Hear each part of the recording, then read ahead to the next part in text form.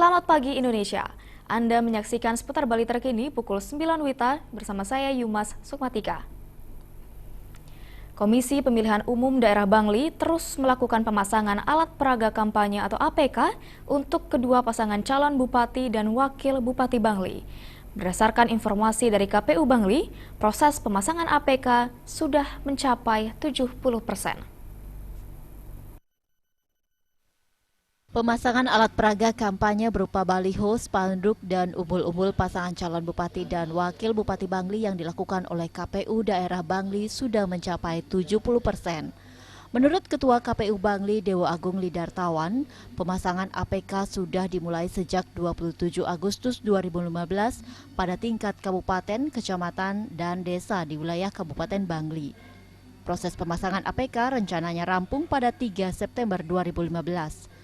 APK tersebut dipasang pada zona yang sudah disepakati kedua pasangan calon bupati dan wakil bupati Bangli.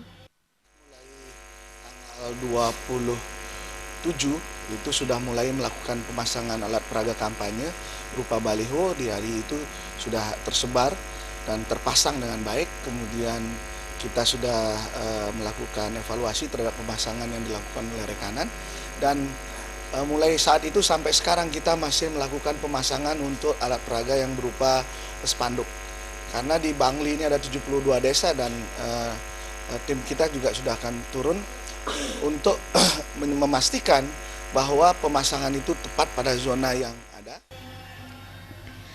KPU Bangli belum menemukan APK yang dipasang oleh tim kampanye kedua pasangan calon bupati dan wakil bupati Bangli di luar APK yang dipasang KPU Bangli. APK yang dipasang di luar ketentuan KPU akan langsung ditertibkan oleh Satuan Polisi Pamong Praja Bangli.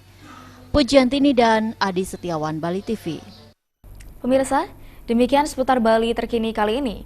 Nantikan informasi menarik kami dalam seputar Bali terkini 1 jam mendatang. Salam Indonesia.